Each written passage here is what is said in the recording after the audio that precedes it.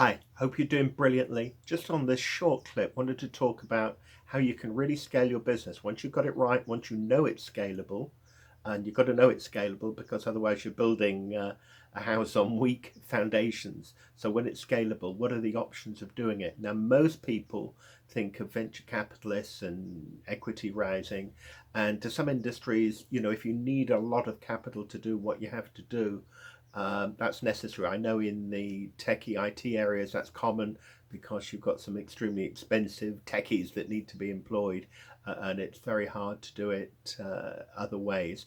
But really, entrepreneurs are about ways of finding ways of doing things, creative ways of doing things, without actually giving away shares in all of their equity that they work so hard for.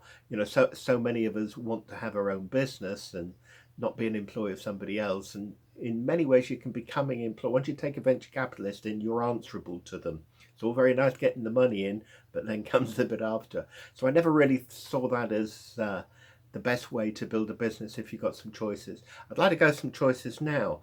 What are your plans? There's different ways to raise money. There's different ways to finance.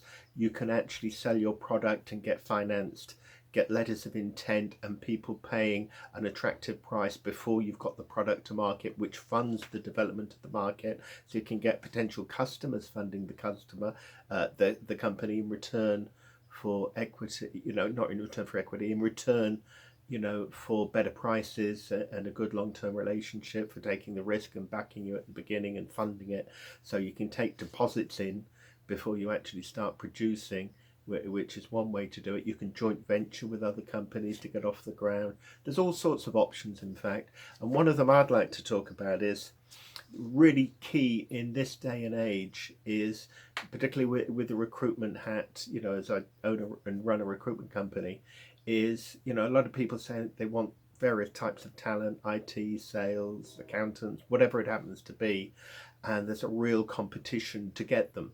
The thing is, they think so old model, they think so limited, and they just have an office somewhere and draw a circle 20, 30 miles around their office, and that's their talent pool area to try to compete for staff in. Now, I've got a better way of doing that, and it really is fitting in the time. There's some major changes in how employees think now. When I was young, being an entrepreneur meant you had to raise a lot of money and go through a whole range of things with brick and mortar businesses to get something off the ground, and so forth, remortgage your house and all the rest of it. Now people are setting up a business for free on eBay, on Amazon, on 100 affiliate schemes, all sorts of ways of getting into a business for yourself which don't require money. All you need is a bedroom at home with a mobile phone and a laptop perhaps, and you're off. You can run a business internationally on that. You can set up a website, all sorts of things you can do without a lot of thing. So employees now are wanting and thinking differently. They wanted more of the share of the profits of the company. They want a part of it. They also want to work remote a lot more. They're tired of commuting and see that very old model, going into an office when they've got all this technology that they could work from home. Now, there's problems with that. Some people are just not self-disciplined enough and reliable enough to work without constant supervision. But the gains are formidable because of all the costs and time wasted that's saved from both parties. So I'd really, if you want to scale your business, look at remotes. Look at recruiting people working from home. And I tell you for why, because it totally doesn't matter where your main function office is, even if you don't have one, because you can recruit now anywhere in the world. So you can go to where the talent is, you can go to where the low prices are, you can go to where people have got local knowledge or language skills so easily. You've got the whole world now as a talent pool, makes it so much easier. But to scale your business, cut them into a deal, give them more profit shares than what they do, design it not as a remote employee, but a self-employed person with a mini franchise, a license of their own, a chunk of the action, and a real share in the profits. And that way you can scale your business, which make the business a lot more secure for everybody, by the way.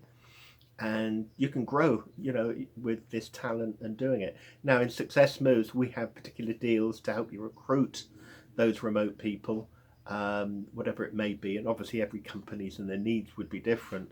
But you really need to think differently these days about how to scale. Don't just jump straight into venture capitalists. They will want a big share and they will be telling you how to run your business. And that might be okay, but it certainly wouldn't be for me. But if you're like me and want to scale your business, very ambitious, build it around the world, take over the world, this is a way to do it without incurring lots of debt and losing equity. Great. Hope you found that useful. Do ring me, do email me if you want to discuss it further or any comments. Have a great day.